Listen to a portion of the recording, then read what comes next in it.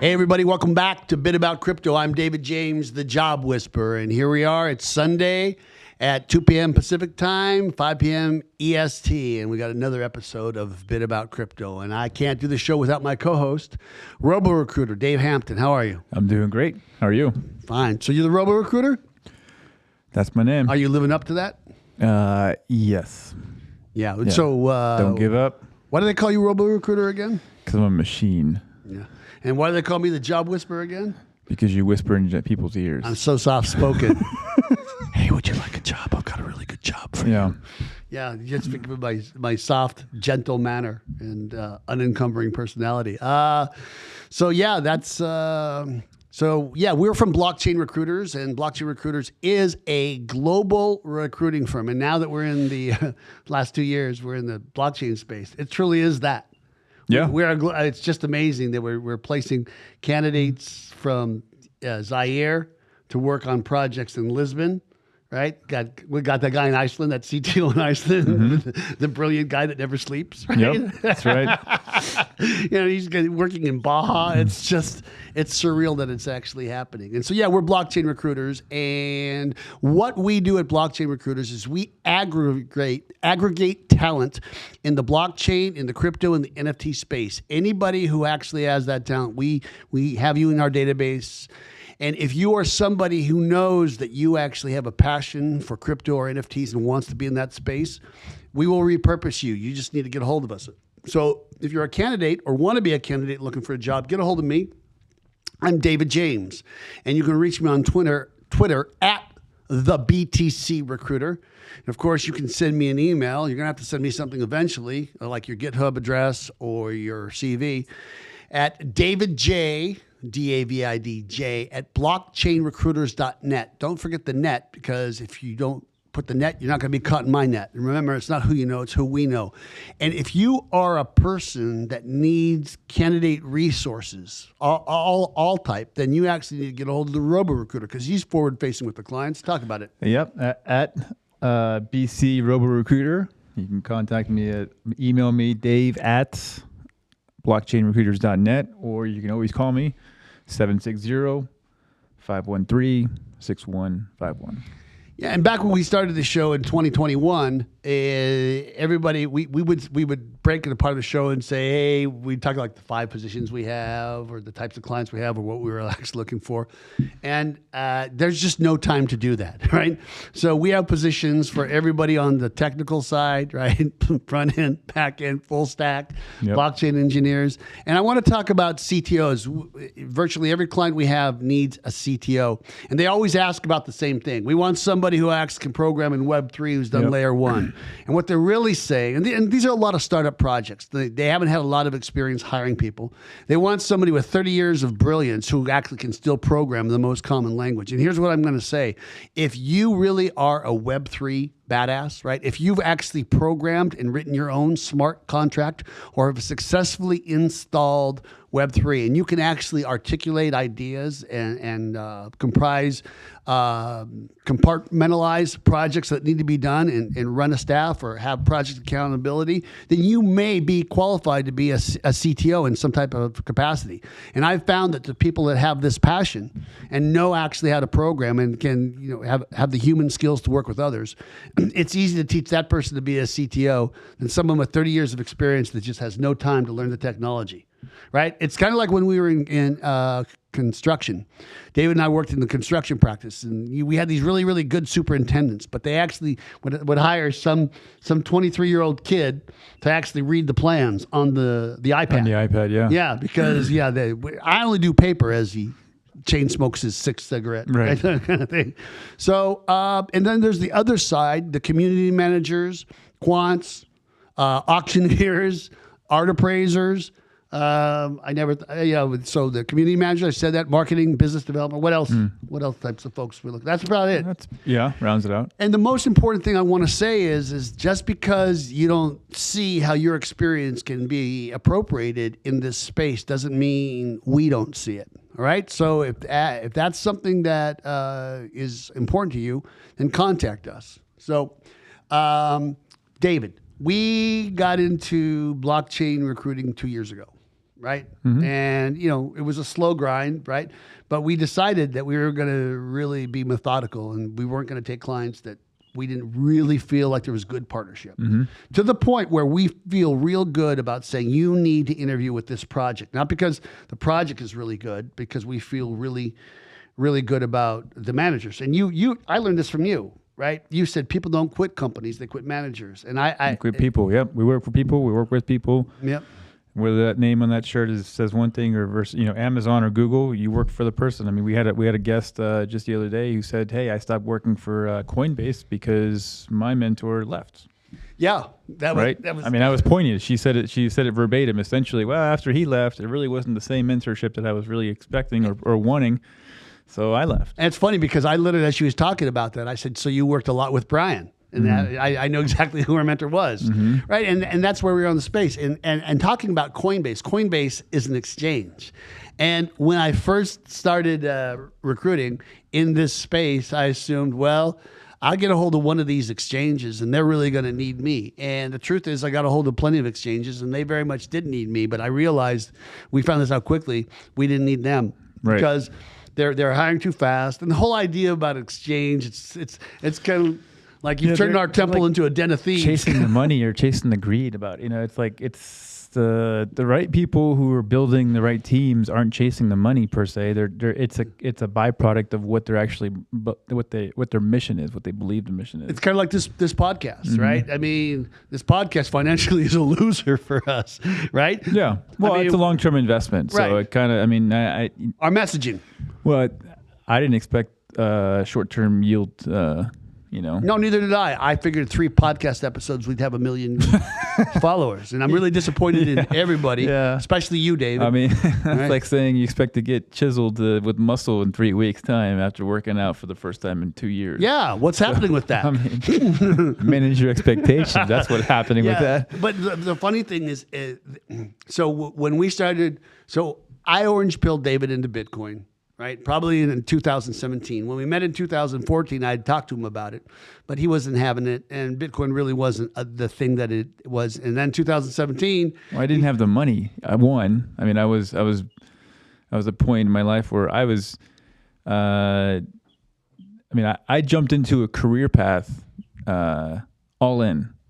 And I bet on myself on something that I was like, I think I can do this. And I know you did. I hired you. Right.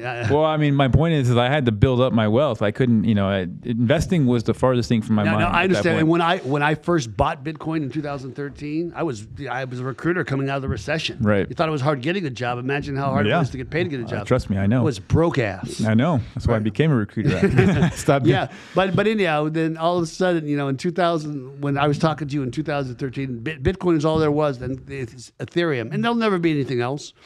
And then all of a sudden 2017 happens and there are all these, ERC20 tokens coming on, et cetera, et cetera. It's crazy. And then it's like, well, what about Polygon? Well, what about Solana? Well, what about Hex? Right? And a year ago, all there was, we were talking about people either starting their own blockchain or people who actually were going to build something on, Ethereum or something. And I swear to God, in the last 3 quarters of 2021, all we're getting is clients who are doing these massive NFTs. Yeah, it's metaverse, NFTs. It's kind of like my portfolio. My portfolio was 5% Bitcoin and 95% everything else conventional, and all of a sudden, it went to 95% Bitcoin, 5% conventional, just because the way Bitcoin just rose so high so quickly, and that's what's happening. And so I need to really be very careful, thinking that.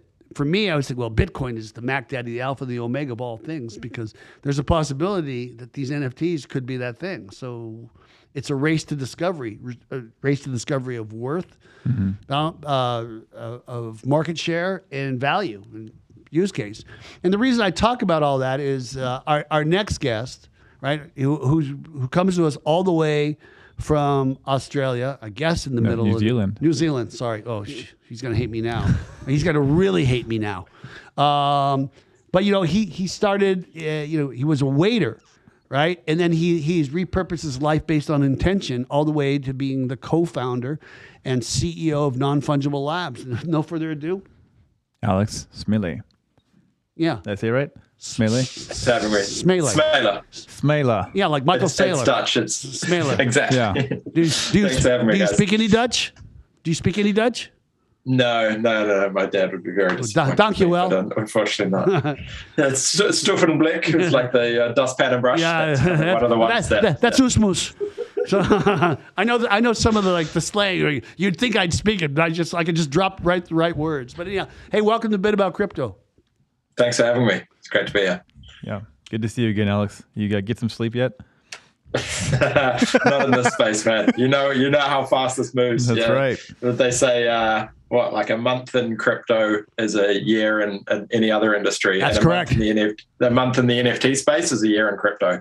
It just moves so quickly. You sleep for you take a day off or half a day off, and then suddenly something's happened and the whole market's reacting, and you're like, oh, what did I miss?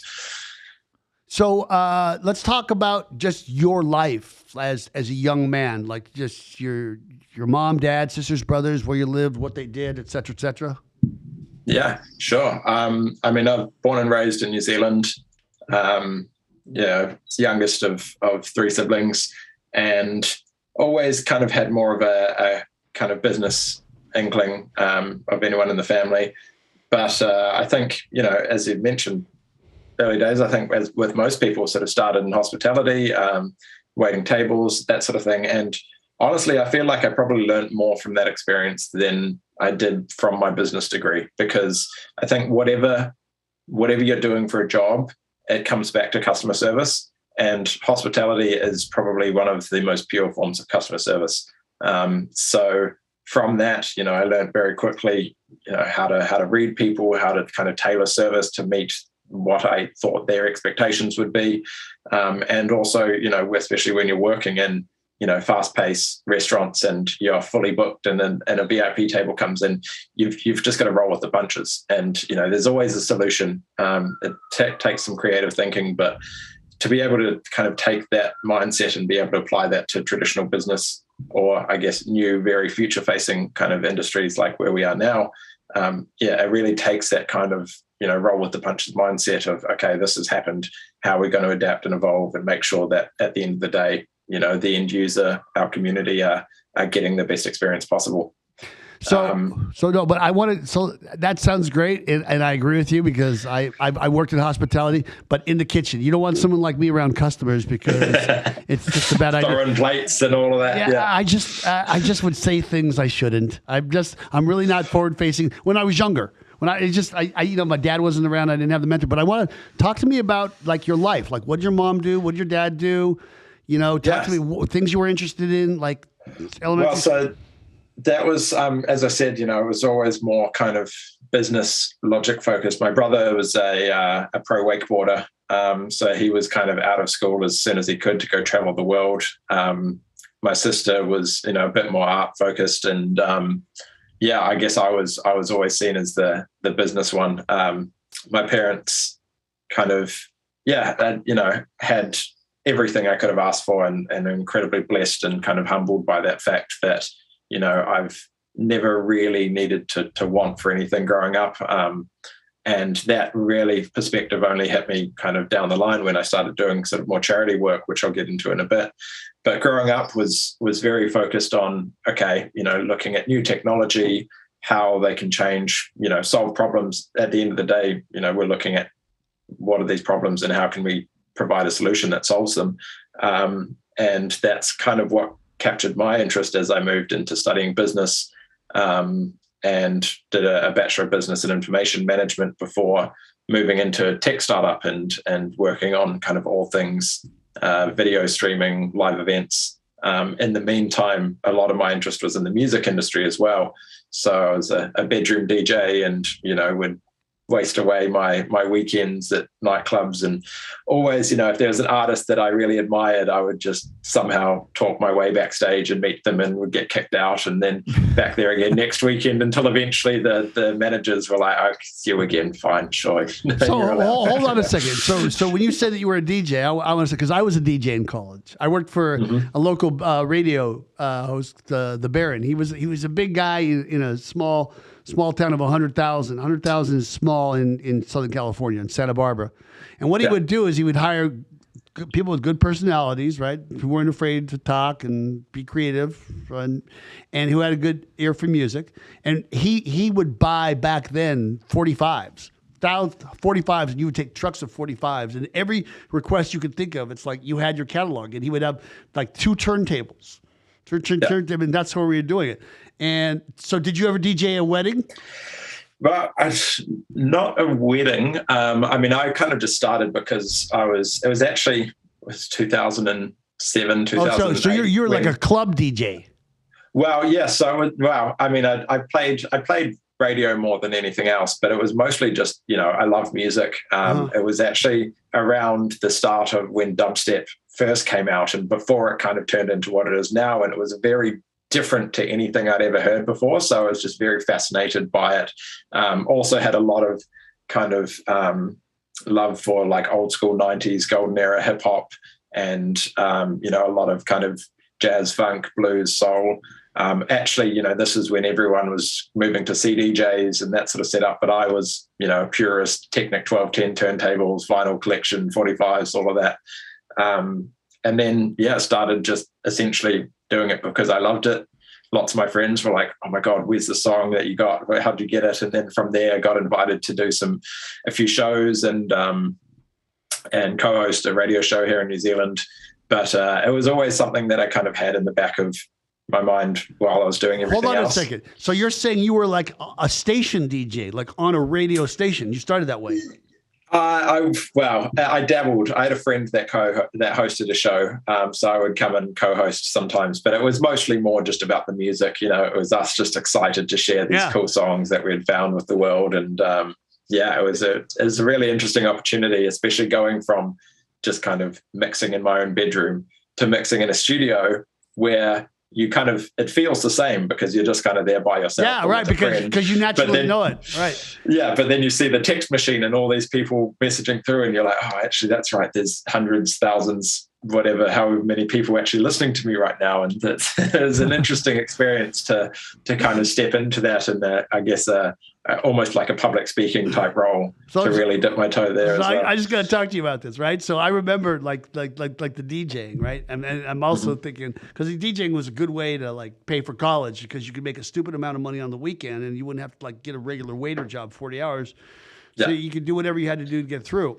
And I'll never forget this. It's like I decided, hey, I'd rather be it's like if you play poker, right, and you win the first 5 times you play, it's like, well, this is more money than I made in half a year. This is my new career right here, right? And it's like, I'm here, take half the money, go buy a house, right? Because I'm never going to have... I'm never going to I feel like that's the first step into crypto for most people. Well, hold on. We're coming to that, right? But as it relates to radio, because, my parents were like pacifist hippies against the war, and they're playing Sympathy for the Devil, right? So I was very musically exposed as a child, right? Soul, the Four Tops, all this stuff. So I naturally knew what the songs were when all the other kids weren't. So I just decided that, you know what, this college thing, it's not for me. I'm gonna get a job at the radio station, but I can't quit college because I'll make my mom mad, right, etc. And I'm gonna work my job. And so my mom, I'm trying this, and radio station pays minimum wage. Like, you don't make any money in radio unless you're a shock jock, right, or you have a morning show, right, where you're acting really stupid and you're giving away people that call in, etc., etc. Howard Stern's the extreme example of somebody who got there. And my mom came and she said, "Well, when do you sleep?" And I went, "Sunday." She goes, "Yeah, no." And she talked me off the ledge, and I'm glad she did, right? Because I'd be really broke ass living in a mobile home, right? And I probably wouldn't have found crypto. But so how did you take your musical background into your next thing? Or how did you do? What happened next? Yeah, as you say, it was very much kind of the hustle. You said, "Oh, I did this because I didn't want a job as a waiter." Well, I was doing that as well, and also studying, and then started as a project manager in a tech startup. And for a while there, I was juggling all 4 of those. So you were sleeping on Sundays too? You were pretty much. I had a window 1 day of sleep a week. Sunday morning, it was about 4 a.m. to 8 a.m. I'm good for the week. I can sustain this forever. Exactly. Yeah. But it was, so I after studying, went into this tech startup, but was still very much, in love with the music industry. And it got to the point, I mean, I love New Zealand. There's no place I'd rather have been raised, no place I'd rather kind of settle down long term. But in between, it's very kind of socially claustrophobic and geographically isolated because especially this week. Especially over the last few years. So it's been, and I kind of caught the worst of both of it because I, was in lockdown London, and then while New Zealand was all freedom, oh my God, came back, just coming back was, it was. That must have been an ordeal, just trying to get back, right? It was crazy. It was very unexpected as well. But I mean, at the time, this was for 2013. I kind of was at the point where, like, okay, I need to go out and see the world. I need to get out of this sort of bubble that we're in here. If New Zealand really is the best country in the world, I'm never going to know that until I go and see what the rest of the world has to offer. You know what you're missing before you know what you're missing. Exactly. Yeah. So I went and blew my life savings traveling the world for 4 months. Most of it kind of by myself, although meeting up with friends along the way. And then I think there was a certain point about 4 months into it where I was in Croatia on an island called Hvar, and I finally checked my bank account, and I think it was about $15 left in it. So I was like, all right, well, time to settle down somewhere. And then ended up back in London and kind of sleeping on the floor at a friend's house there for a while. I had these great ambitions to make some big moves in the music industry there, apply my project management and kind of event management experience to the music industry. But I think, like everyone, they think stepping off the plane, they'll land their dream job, within a couple of weeks. For me, it took, although not very long, it took a couple of months, where I, after not really getting anywhere in the music industry, was just falling back into hospitality while I was looking for bigger opportunities.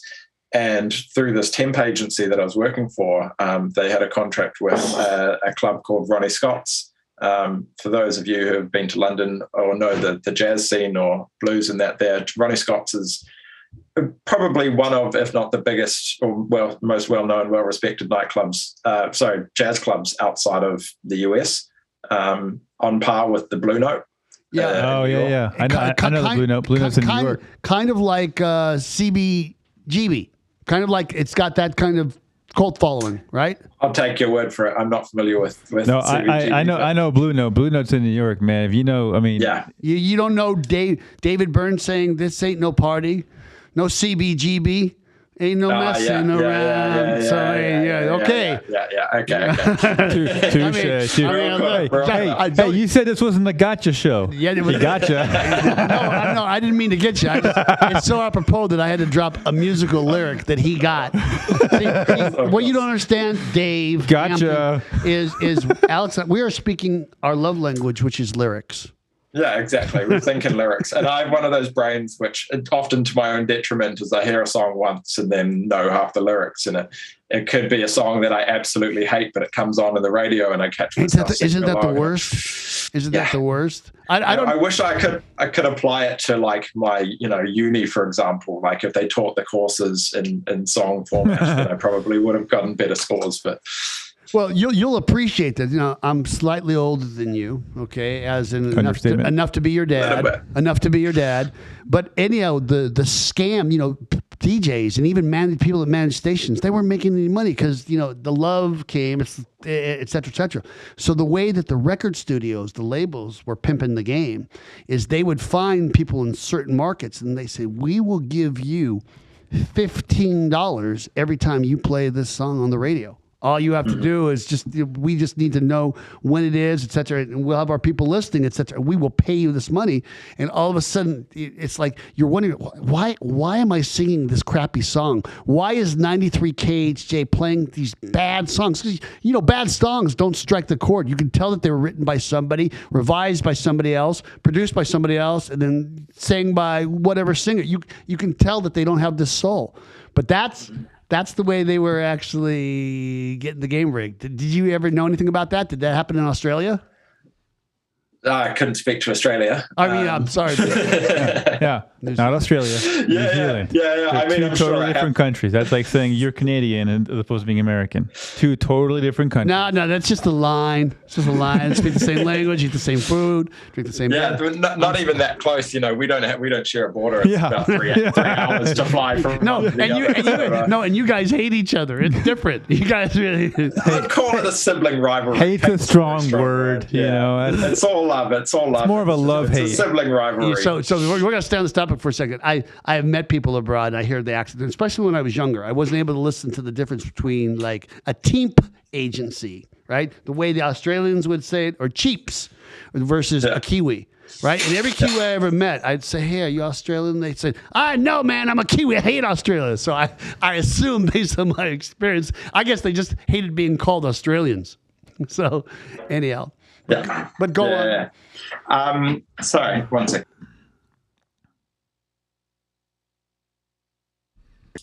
Sorry about that. So from there, I mean, I guess coming back to Ronnie Scott's was an incredible experience.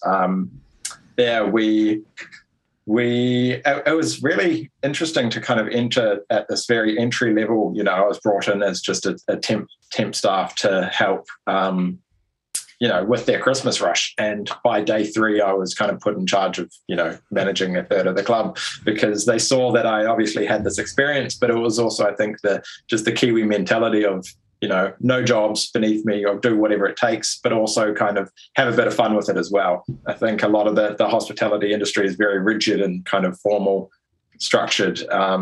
And so to be able to kind of read people and be like, these guys are just here to have a good time. Like, let's crack some jokes, have a bit of fun with it. It was also an incredible opportunity to just see some of the best artists in the world perform in this really intimate environment. And so often you'd be so deep in the work, and then you stop for a moment and actually stand back and like look at George Benson or, B.B. King or someone like that performing on stage, and you're like, whoa, okay, that's why like no one was answering me when I said, hey, can I take your drink? Yeah, I know, right? They're just another round. Focused on this person. Just give me another round, Yeah, and that was, it was, for me, that was just a kind of, okay, I'm going to do this while, I'm looking for the bigger opportunity. But within 3 months, the owner came in, who's actually a New Zealander as well, and kind of global philanthropist, having kind of built an empire in the sports industry. He came in and I looked after his table, and, one thing led to another, and he said, no, you're coming to work for me now. And he essentially he was my mentor for the next sort of 4 or 5 years, a man named Michael Watt. Incredible person. Wow. He helped build like the major sporting leagues around cricket, football, proper football, not American football where they don't use the feet. Well, you really I knew what you were talking about, but thank you for clarifying for David. Yeah. So, listen to me. I had 4 years of college, okay? I paid attention. No, but the thing is, really, we shouldn't be calling it football at all, because we never touch it with our foot. Only right? When you kick field goals, you do. Which is 2% of the game, right? Yeah. It's so stupid. Depends what team you talk about. I like the sport. Like, it's a really cool sport, but like the name, just there's a bit of a mismatch. No, but we Americans are so arrogant. We say, no, it's not football. It's soccer. Football's our sport, It's exactly. We're like the youngest country in the world, right? And it's like, we're taking over, we're ruining culture. So so go on. Yeah. So this is exciting. So you were working with him. So and that was a kind of whirlwind 4 years. My actual first day on the job, we flew to Zermatt in the Swiss Alps and airlifted a grand piano up into Klein Matterhorn to play a jazz performance at, I think it was 10,000 feet above sea level. Wow, that's awesome. It was just the most bizarre experience up at Zermatt Unplugged. Definitely set the bar quite high for that job. But over the next 4 years, just worked across a range of jobs for him, and everything from entertainment, hospitality, events, to like construction projects. Looking at great investment opportunities and philanthropic endeavors. And really got quite heavily involved in supporting charities throughout Greece and Lebanon and the refugee crisis. That was a really kind of humbling experience. And actually the timing of it as well, it was shortly after my brother, who was pro wakeboarder, ended up breaking his neck. It's probably the worst accident that's ever happened in the history of wakeboarding, because he was kind of pushing it to new extremes and doing this sort of big air type stuff. So had that whole experience of, obviously he was in ICU in Orlando for, I think, 6 weeks, and then another sort of 3 months of rehab. And to see basically the person who I, looked up to and idolized as, the most active physical person that I knew, to suddenly be a prisoner in his own body, was an incredible kind of experience to see how he dealt with that and grew from that. And that's also, my dad kind of had a similar has a similar experience, where he was very much kind of, build a DIY, do everything. Now he's very late stage Parkinson's disease. Yeah. So I've had these 2 incredible kind of role models in my life that have had to go through these vast changes and see how they've managed to adapt and evolve. And it's a very kind of humbling experience, because it means that you really don't take anything for granted anymore. The fact that I can go out for a walk or a run is something that, like, I'll never take for granted again. But it's so easy to forget about that when you don't have that context. And so also, having this experience of like patrolling the beaches on Kos in Greece from 10 p.m. to 10 a.m., pulling people out of the boats to, and a lot of these, it's easy to kind of not, to distance it when you're not there. Yeah. But to actually meet these people and, they're like, oh yeah, I'm a surgeon. My wife's a history teacher. Like, here's our amazing 6-bedroom family home that we used to have, which is now a smoldering ruin. It really puts things into perspective, and it's like, okay, well, how can I ever complain about, my situation? And that's not to say, everyone has bad days, and, Let me speak to that. Yeah. No, let me speak to that. So, recruiting is like, I was put on the earth to actually empower people through work. It's the only thing I've ever done. And if it wasn't for my love of crypto and NFTs, I'd be retired. I would do something else, but I still have work to do. And, I came from very poor beginnings, right? And so just the ability to work and make my own way was just so important that someone would just give me the opportunity. Yeah. And so, I just naturally, I love all people except for Kiwis. But other than that, I love all people. And there had to be at least one person. Yeah, well, I mean, if we don't have some whipping boy, some Judas. You sure it's not Australians that you don't like? No, I love Australians. Can't you tell? I've tried to rebrand the guy twice. Anyhow. But when I see like the maids in the hotel, I want to talk to them. I want to just talk to everybody. Just, hey, we're equal. We're both people. Because I always said if I ever was able to like change my socioeconomics, I wasn't going to treat people the way I was treated. But specifically to your thing about like the refugee crisis, my wife and I, we took a trip, and I decided we're just going to have a driver come pick us up both ways. And you talk these Uber drivers or these limousine drivers, right? And they're foreigners from someplace. And you talk to them, and they're driving, and I'll say, so what did you do back in whatever country? It's like, I was a surgeon. I was an architect, right? I helped to guide our missile system. And it's fun. It was one of the funny things. When I first became a recruiter, I would find these foreigners, right, who were here on H-1B visas, and I would put them forward, and everybody, there was cultural discrimination. I'm not even talking about the racial discrimination, right? Your name can be Manish Gupta, right? If you actually were born in Washington, D.C. and went to Georgetown, it's cool that your parents were Indians, right? But if you spoke with that accent or you came with that other kind of stuff, then you're not even seen as a person. And so, it's like, my wife, she actually was the principal of a college, and she cleans hotels. I mean, so when you speak to that, I have straight line resonation, because everybody who I've ever hired who works for me now, right, including David, was an underdog. I mean, he's a superhero now, but all joking aside, when I first no one was going to give him a shot, right? And he was a history teacher English teacher. He was a history teacher. I was an English history of English. I just wanted to see if he was listening. English teacher. So, but my point is, so when you speak to that, I can see you pulling these people out of the boats. It's like, and for the grace of God, if we have to flee in my case, the United States, right, for some whatever reason, then you just got to get by with your wit. Mm-hmm. So anyhow, I'm sorry, it really spoke to me. So go on about that.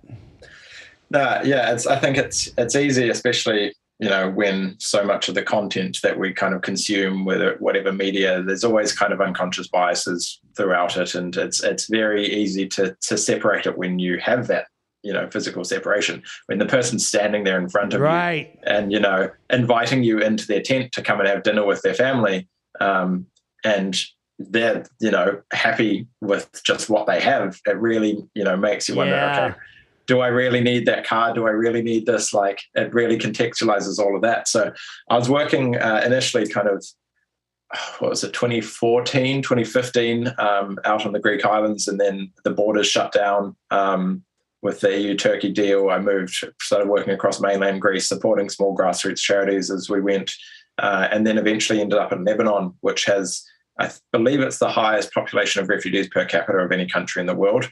They've had refugees for 70 odd years now. Yeah. Palestinians, you've got refugees who are refugees twice over. They fled Palestine to Syria. Now they're fleeing Syria to Lebanon. Yeah, you got Iranian refugees. Yeah, Jewish refugees. Yeah. And that country, it's such a beautiful region as well. It's just been decimated over these years. But to go out there and work with these charities, is one that I'm still on the board of trustees for, called Salam LADC, which was kind of started as just a local initiative by someone there who was just trying to build, so libraries and that sort of thing. And then obviously with the crisis picking up, this international team came in and kind of drove it. So they worked a lot of charities, or a lot of kind of first timers in the space, have this kind of savior complex of like, oh, I'm the only one out here kind of making a difference. And I was definitely like that at first as well, because I was like there, on the ground, and then you see Red Cross kind of in the background, or whoever it may be. But you got to understand that, everyone has a part to play, and that at the end of the day, the end goal of a charity should be to not have to exist anymore. It's to teach a man to fish, as opposed to... That's really Indeed. Yeah. So my daughter, she's a real humanist. She decided, like, between the summer, junior and senior year, she was going to go to Haiti for Haiti Hands-On to work with earthquake victims, right? And so, I mean, when you speak of that, it speaks to the things that David and I are really passionate about. She got bit by a tick and got Lyme disease, so there's that. So, but anyhow, I digress. It's an authentic worldly experience, though, I guess. So, so would you say that you brought your compassion for the world population of people, the less fortunate, right, than those of us with privilege, to your new venture? Yeah, I mean, it's something that it's definitely I've tried to kind of incorporate into everything I do moving forward. My dad, taught me a lot of things when I was growing up. He'd drop me off at school, he'd say, make plenty of mistakes today, but only make them once, which was always a great lesson. But another one was, if you ever borrow something from someone, return it in better condition than you received it. In my eyes, all we're doing is borrowing this planet from future generations. So, we have a duty to leave it in a better condition than we received it. Now, I don't think, for the most part, previous generations have kind of intentionally made the world a worse place. I think it's just kind of, ignorance or not understanding the kind of direct impacts of consequences. Yeah. And obviously it's difficult, when the impact of the consequences can be removed by, however many different degrees of separation. But to have, the level of kind of visibility that we have nowadays, I think, whatever you're doing business-wise, there needs to be a net positive outcome to it. Because if what you're doing is unsustainable, then it's unsustainable. You shouldn't be doing it really long term, because it just by definition cannot be sustained. Wow. I mean, we could go so many directions with you, and we're not talking much about crypto, so I'm sorry. No, yeah, I forget the name of this podcast, right? It's all about Kiwis, all about Kiwis with compassion for humans all over. So how did crypto find you? I mean, as I said, I always had an interest for kind of bleeding edge technology, and I think I first heard about Bitcoin in maybe 2012. really, like everyone should have bought more at the time. I dabbled, right? Exactly. We've all been there. I dabbled a bit through sort of 2014, 15, and it was only really in early 2017 that I was like, okay, things are really taking off here. And basically went in with my boss at the time on kind of building a portfolio. This was right in the lead up to the kind of crash at the start of 2018. And so, was doing very well one moment, not so great the next, but still okay. And then in 2018, actually was part of what was the biggest theft in New Zealand history. There's an exchange here called Cryptopia. And I thought, okay, cool, Kiwi company, I'll support them and have a load of my cryptocurrency on there. They got hacked. I think it was an inside job, and the company went into liquidation, and nothing, gone, everything gone. So that really kind of, I think everyone has in the space, have something like that, a trial by fire type experience. Hopefully it's something that, and I think it comes to the fact that traditional, financial management, like if your bank account gets hacked, that's on the bank. That's not on you. Their security will sort it out and revert payments or whatever. In the crypto space, it's all about empowering the individual, but that also comes with its own sets of struggles around security and the amount of scams that are out there. So I was very kind of burnt from that for a while. I had gone into, in the meantime, was working on one of the biggest nightclub redevelopments in London, and then started as director of operations for a creative studio focused on kind of system change and building ethical businesses called Studio XYZ. And it was really impressive there because we're working with some big brands, but also basically saying, hey, look, a lot of them just wanted to be relevant and kind of greenwash. But we're like, look, you need to be balancing your triple bottom line. It's not just about profit. It's about people, both internal and external. And it's about the planet as well. Everything, there needs to be a net positive impact across the board. You can't, have it too skewed in one direction because once again, it's just going to fall over eventually. So that was a really great opportunity to kind of bring this knowledge that I'd learned and try and apply it to larger organizations and how you actually build a business that cares or has this kind of, net positive impact. At the time was, starting to kind of build up my portfolio again. I'd recovered emotionally, spiritually, all of that from that experience. And then start of 2021, so this was kind of all through lockdown in London. Then start of 2021, my dad ended up in hospital here in New Zealand. At the time, it was a very strict kind of managed isolation process where you had to book sort of 4 months in advance. But, I knew I needed to be back home as soon as possible. We had, the doctors basically writing a letter saying, look, he's got maybe a month left to live, which fortunately kind of allowed me to get expedited through the process.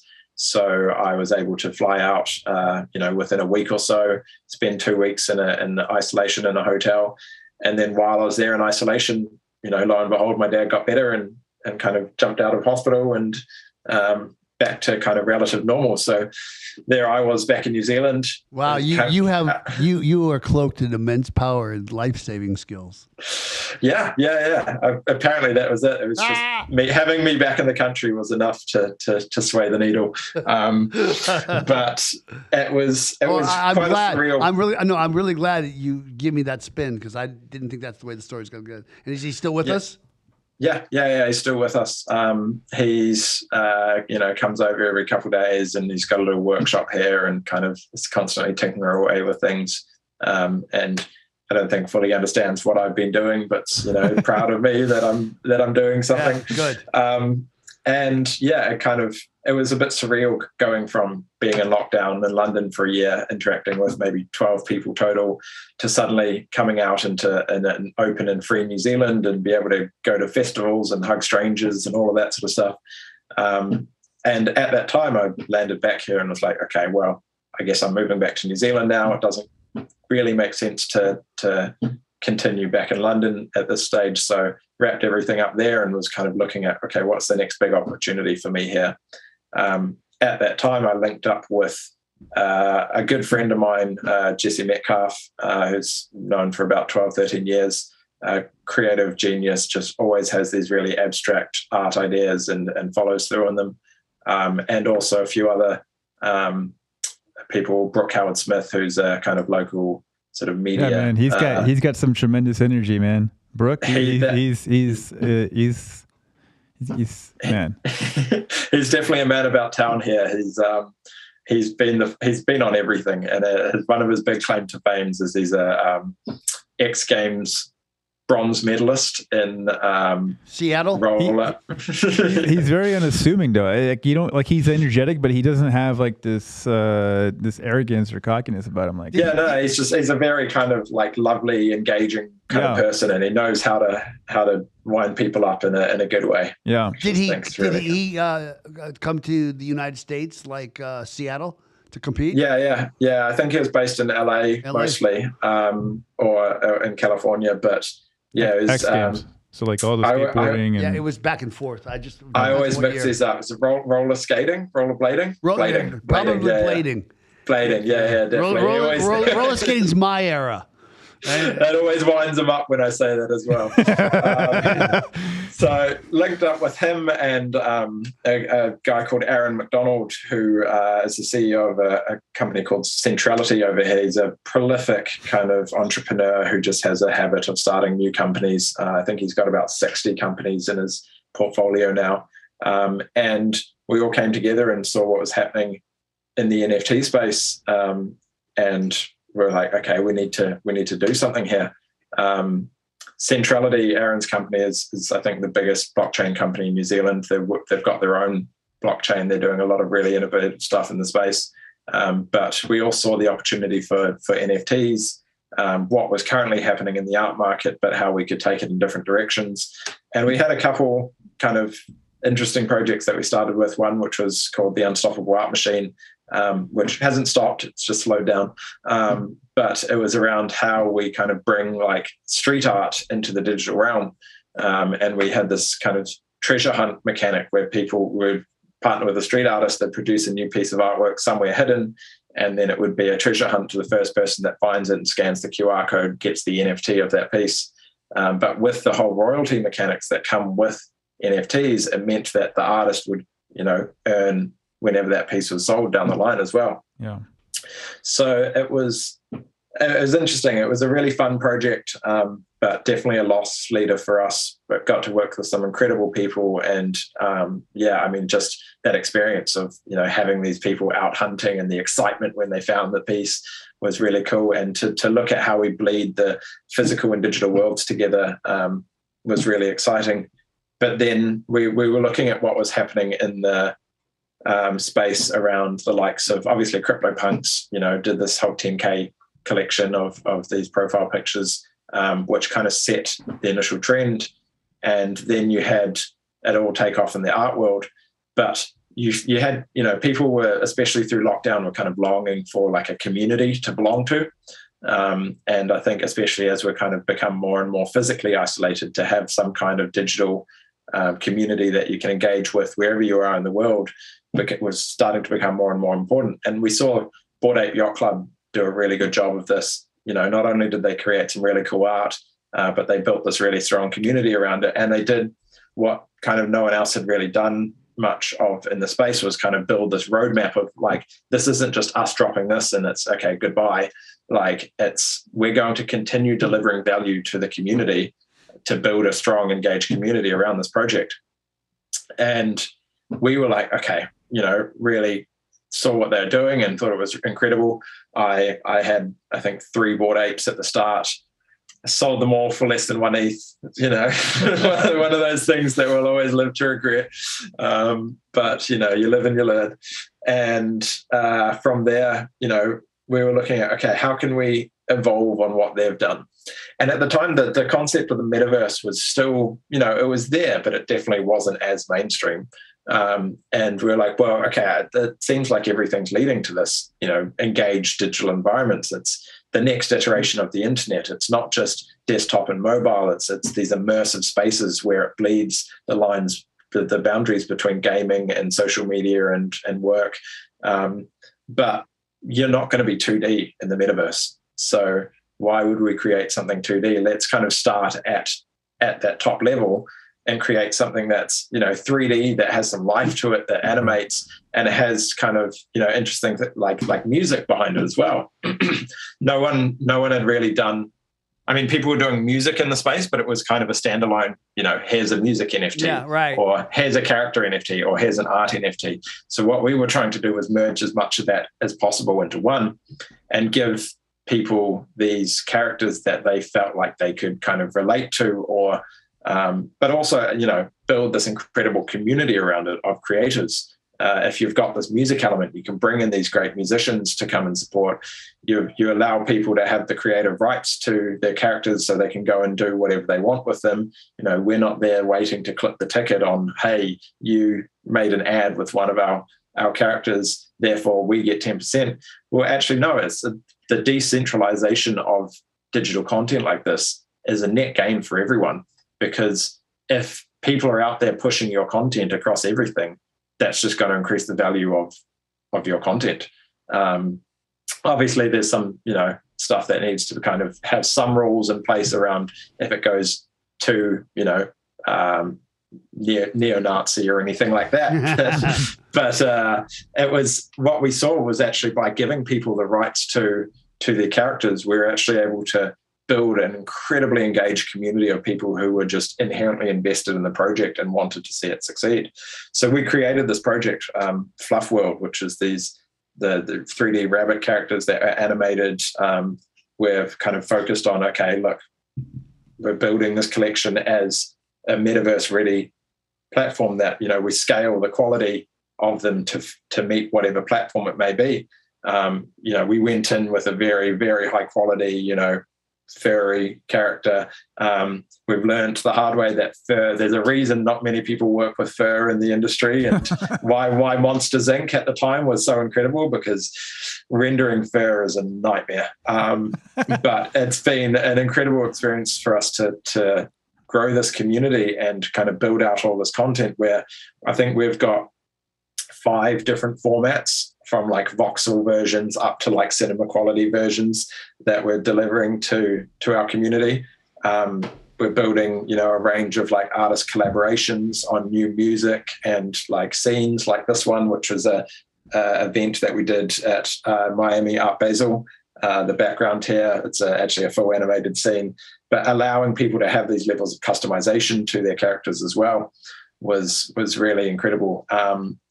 And to have this kind of crossover as well of like physical and digital, we through this event in Miami, but had like digital activations through it as well. It's been great to see how people really kind of vibe with the content. And I think a big thing for us, I mean, it's always been the community is the biggest thing at the end of the day, because without community, you don't have anything. I think it's been really interesting in this space as well, because unlike a traditional business, your community's there in the Discord. That's right. 24/7 messaging you like, hey, when is this happening? It's amazing. It's just, and also the degree of separation. It's not 6 degrees of separation. It's like, if I want to, I mean, me as a podcast host, I'm talking back and forth with founders like Michael Saylor and people who are Vitalik hasn't written me back, I'll admit it, but I'm saying, but he will, he will. But anyhow, it's great. Alex, hey Travis, let's throw up some social on Alex. All right, tell everybody how they can reach you, and who do you want from the show to reach out, and how can they help on any of your causes? Honestly, anyone and everyone. Look, if you want to join our community, where the great thing is we're constantly building our community with Fluffworld, because we don't. There's a bit of a kind of oxymoron in terms of like an inclusive, exclusive community. Like it's a 10K collection. There's only so inclusive that can be. But at the end of the day, this is a world we're building, and you can't have a world with just one character. So, much like a lot of the existing metaverse platforms, I don't necessarily agree with the model with some of these existing metaverse platforms, where it's basically a kind of walled off game environment with a finite supply of land, and people come in, buy it all up as investments, and then 95% of the time and in 95% of the spaces, there's just nothing happening. So what we're doing is, and also when it comes to an NFT collection as well, if you have a lot of these, it's you have to sell. If you ever want to kind of profit from it or gain, like, yes, there's some stuff that gets drip fed in, but normally you have to sell your character to your NFT to actually kind of really profit or gain from it. And then you're out. So how do you kind of reward people that stay in your community?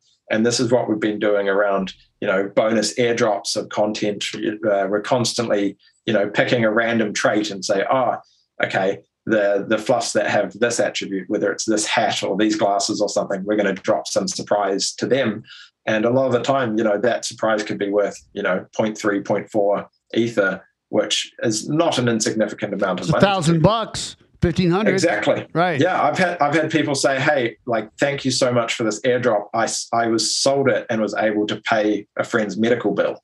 And I'm like, that is just crazy to me. We're running out of time, but I want to end with this. It's like being a recruiter, and this woke my eyes up to this. Every time I would try to negotiate a salary, whether I was auditors or casino or construction, it's like, you'd lose a deal because the candidate wanted 125 and the most that Disney could pay was 122.5. It's like, well, we don't have it in the budget. It's like, you made $6 billion in profit. You got it in the budget. But the thing is, and I'm talking about my generation, maybe more than yours, is everybody's afraid. Like, you need your retirement, you need your investment, you need your house, you need your safety, right? Save for a rainy day.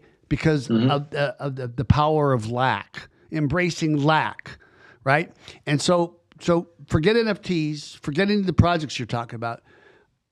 You get this thing called cryptocurrency, in my case, Bitcoin, and you get this thing, and it's the next thing you know is it's 3, then it's 10, then it's 100, then it's 1,000, or whatever it is, right? And so the consciousness, the thing that makes this space so great, it's the exact opposite of lack. It's abundance. Right? Exactly. And so the thing about crypto, there's enough for everybody, right? And that's why, like David and I, crypto has changed our life in a positive way, where we now are not enslaved to a bad client or a bad candidate, where we can just say, no, the deal has to be right, it has to feel good, et cetera, right? Because now we can give these things that are going to grow. The way I see crypto, there's going to be three generations of wealth that are actually going to be positively impacted by the choices that I made. And I'm going to tell you, up to 5 years ago, I'm 52 and I'm starting a new business, this guy. And, we are placing superintendents in construction sites. It's just like, eating what you kill. Okay, well, here's our fee and fiat, yay us. So when you speak of that, I want the people listening to realize that having a position and an attitude and a take. Don't stay on the sidelines ignorant, okay? At least get in, whether you take a position and buy crypto or NFTs, but don't not do it because you don't understand it, all right? Exactly. It just takes that first step, and it's, otherwise you'll be the laggards who are complaining that, Bitcoin's now 150 grand, and I just can't afford do it. something about it, right? Yeah, I'm going to say something to you, Alex. 150,000 is nothing for the price of Bitcoin. So you should actually expand your horizons a little bit higher. Right. Well, this is the thing. I mean, you look at, like, obviously through COVID, there's been massive quantitative easing across most countries. I think the US increased its money supply by about 40% in 1 year. That means everyone's money's worth significantly. Nah, you're not seeing it clearly. You're not seeing it clearly. We all have more. No. You're talking like those politicians. It's like no. The fact that I'm paying $6 a gallon for the petrol, that means nothing.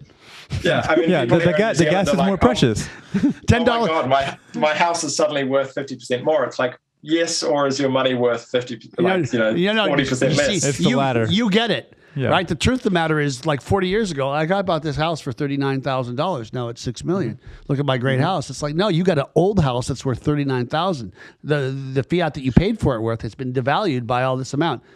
Yeah. Alex, Thank you so much. You're definitely going to be back. We're going to have Brooke back, right? He's going to clean up some of the stuff that you were sketchy about, talking about the project. So, roller skating versus rollerblading. We're as you know, this is the first time you and I have ever met, right? Because David, but also, you're going to be hearing a lot from us, but we're going to work really, really hard on your behalf, and we're not going to be found wanting.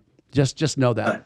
All right. Of course, I appreciate that. I think it's an incredible time, an incredible opportunity for these people especially in the creatives world. Creatives for so long have been it's a kind of dead end industry unless you're really, really at that 1%. Whereas now creatives are some of the most high demand. That's right. They're hiring 3D modelers all the time. Yeah, so it's been a great kind of reversal of empowering kind of next generations to pursue stuff that they actually find fun. Building digital worlds is inherently fun. I want everybody that works at a bank, all the bankers, all the Fed policy people, I want them working in hotels, cleaning toilets, and carrying my bags. No, this is what's coming, and it's about time. But anyhow. Alex, that's true service, isn't it? That's servant leadership. But anyhow, Alex, thank you so much for being on Bit About Crypto. Travis, yes. Plug the Sticky Paws Studios. Sticky Paws Studios here in Las Vegas. Thank you. Yeah, that's really, really good. I can't do it without Dave Hampton, my prodigy, now my mentor. Thank you, partner. And you're the Robo Recruiter. I'm David James, the Job Whisperer. And remember, everybody, get whispered.